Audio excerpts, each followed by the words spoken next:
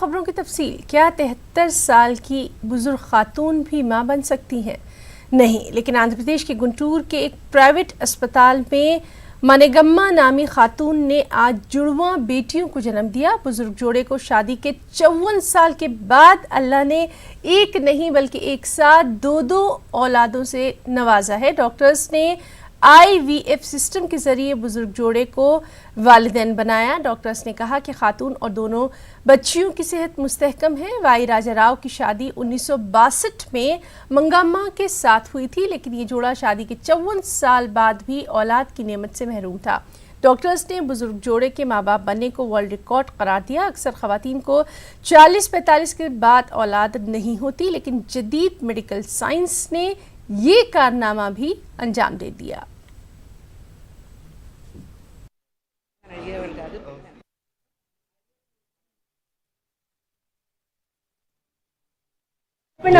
బాగా ఉందండి డాక్టర్ గారి దయ వల్ల బాగా ఉంది. చూసుకున్నారా ఇద్దరు పిల్లల్ని? చూసేయండి, సంతోషంగా ఉంటుంది. ధైర్యంగా ఉందా ఇప్పుడు? ఏదైతే మీరు 40 ఏళ్ళుగా అనుభవించారో అదంతా ఇప్పుడు తగ్గిపోయిందా? ఫుల్ సంతోషం ఇప్పుడు? Surgery today for T. Mangayamma, age 73 years. So this is a case she conceived with IVF in the last January, and things are going on well for her till now. And today we have planned even a baby shower for her today morning, and with all the blessings of all the viewers and all the people, she delivered 2 girl children. Both are safe. The mother also is safe. She is now in ICU. It was done at 10:30 a.m. today under the guidance of anesthetist Mr. Ramesh, Dr. Ramesh and Dr. TVR. And we had a team of doctors, mother and child, for the next 21 days. Slowly we will acclimatize the baby and the mother to the outside world, and we will leave it in phased manner and they can go back.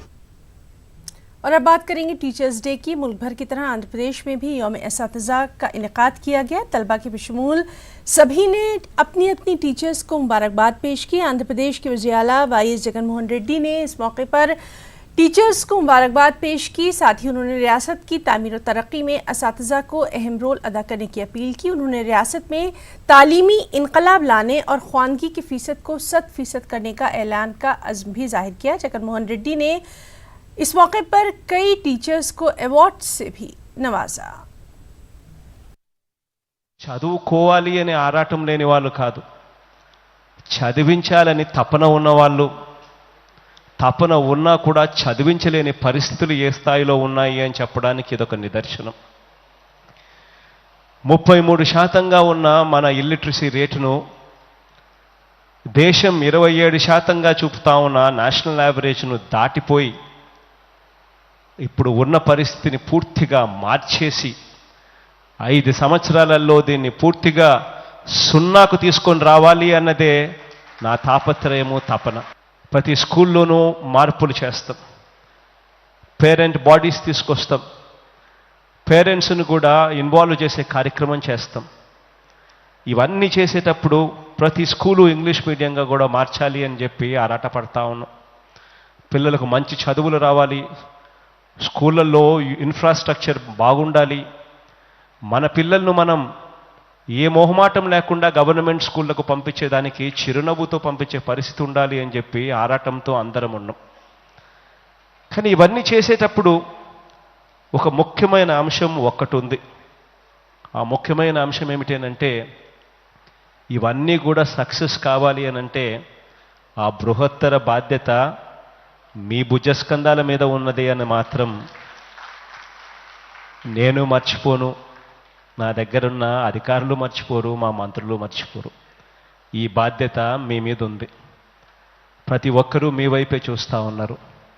ఈ వ్యవస్థలోకి ఏ మార్పు రావాలి అన్నా కూడా అవి మొట్టమొదట అడుగులు పడేది మీరు చూపించే బాటలో నుంచే మొదలవుతాయి అన్నది మాత్రం ఎవ్వరూ కూడా మర్చిపోవద్దు అని చెప్పి చెప్తా ఉన్నా. اور یوم اساتذہ کے موقع پر کرنول ضلع انتظامیہ محکمہ تعلیم کی جانب سے بھی ایک خاص تقریب کا انعقاد کیا گیا. ضلع کلکٹر نے ضلع کے 22 اساتذہ کو بیسٹ ٹیچر ایوارڈ سے نوازا. ان میں 5 اردو اساتذہ بھی شامل ہیں.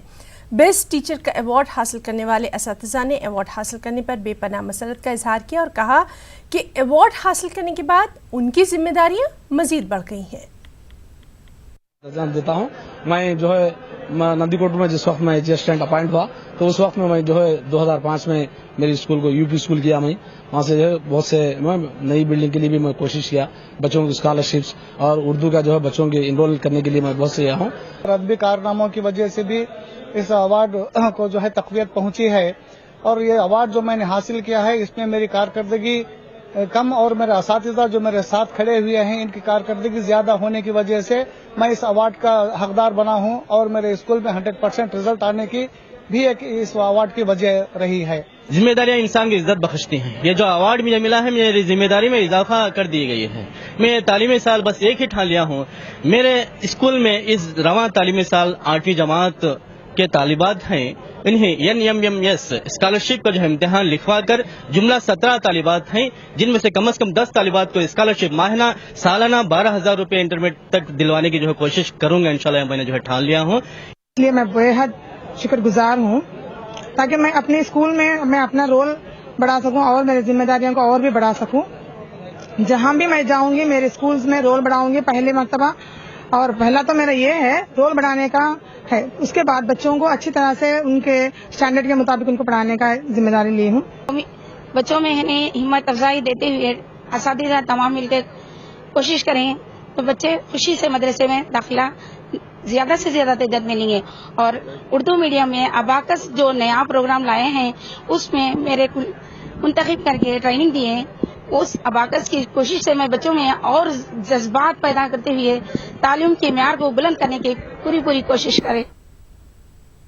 کرنول کے ایک کریم اللہ خان کو ایجوکیشن آئیکن ایوارڈ سے سرفراز کیا گیا. یہ ایوارڈ دہلی کی ایک تعلیمی ادارے کی جانب سے دیا گیا. اس موقع پر عثمانیہ کالج کی کرسپونڈنٹ عذرا جاوید کریم اللہ خان کو مبارکباد دی اور کہا کہ 1947 سے عثمانیہ کالج اقلیتوں کی نمائندگی کر رہا ہے. کالج گروپ آف انسٹیٹیوشنز میں بہت بڑا دن ہے کہ دلی سے جو ایوارڈ ہمارے پرنسپل بی ایڈ کالج کے پرنسپل ڈاکٹر کریم اللہ خان کو دیا گیا ہے. مائنورٹی ایجوکیشن کے لیے یہ ایک بہت بڑی اچیومنٹ ہے اور جو 1947 سے جو یہ انسٹیٹیوشنز مائنورٹیز کے لیے اور اردو لینگویج کے لیے محنت کر رہے ہیں, ہر دن آگے چل رہے ہیں. اس کے بدولت یہ جو ایوارڈ ہمارے پرنسپل کو ملا ہے بے حد خوشی ہے اور فخر کی بات ہے. 1992 سے جو میری سروس ہے, جو اپلفٹمنٹ آف اردو لینگویج ہے اور پروموشن آف اردو لینگویج ہے, اس کے لیے میرے کو ملا گیا ہے ایوارڈ. یہ جو ہے international education I card award 2019 ہے جو نئی دہلی میں دیا گیا ہے. تو اس ایوارڈ کا مین دینے کا مقصد ہے use of ICT tools for teaching and learning. جو پروجیکٹ کیا تھا اس بیسس پہ ملا ہے, جو upliftment of poor section and minority section کے لیے ہے. تو اس میں جو ہے ہمارے ICT ٹولز کس پرکار سے استعمال کر سکتے ہیں, تو جو ہے ٹیچنگ کے لیے اور لرننگ کے لیے ایز اے لرنر کس طریقے سے استعمال کر سکتے ہیں, as a teacher how he can best use of the ICT tools کے لیے. کرنول میں یوم اقلیت منعقد کیا گیا. کرنول کے بٹا فاؤنڈیشن نے اس موقع پر اقلیتوں کو تہنیت پیش کی. فاؤنڈیشن کے مینیجر راجیش نے بتایا کہ سابق رکن پارلیمنٹ بٹا رینوکا نے اقلیتوں کی ترقی کے لیے کئی کام کیے. اس طرح YSR حکومت بھی اقلیتوں کی ترقی کے لیے کافی کام کر رہی ہے. آندھرا پردیش وقف بورڈ کے رکن خلیل اللہ خان شیروانی نے نیلور کی درگاہ بارہ شہید کی ٹینڈرنگ میں اسکیم کا الزام لگایا ہے. انہوں نے وقف بورڈ کے CEO اور وزیر امجد بادشاہ پر بدعنوانیوں میں ملوث ہونے کا الزام لگایا اور وزیر اعلیٰ جگن موہن ریڈی سے وقف بورڈ کے CEO اور امجد بادشاہ کو برطرف کرنے کی مانگ کی. انہوں نے اس معاملے پر CBI عدالت سے بھی رجوع ہونے کا اعلان کیا. اسکیم ہوا وہ 22 lakhs آڈ اماؤنٹ وقف بورڈ کو جو لاس ہوا اور ڈفرینٹ ایریاز میں پروسیڈنگس ایشو کر کے وقف بورڈ میں وہ سب بھی لاس ہوگا. وہ اس کے لیے वक्फ बोर्ड के इसमें सीओ और मिनिस्टर के अमजद बादशाह के ऊपर CBI कोर्ट को जाने के वास्ते ज़रा प्लान कर ले रही हैं। और अब बोर्ड मेंबर्स वो सिलसिले में और मिनिस्टर करप्शन में उनका भी हैंड है और आंध्र प्रदेश वक्फ बोर्ड सीओ करप्शन उनका भी हैंड है बोल के, जो भी करप्शन होता है उसके ऊपर कंसर्न मिनिस्टर का भी हैंड है। और चीफ मिनिस्टर को मैं ये डिमांड कर रहा हूँ, मैं ये मिनिस्टर को सैक करो, बर्तरफ करो और सीईओ को वक्फ बोर्ड के सीईओ को चेंज करो और दूसरे सीईओ को लेकर को बिठाओ।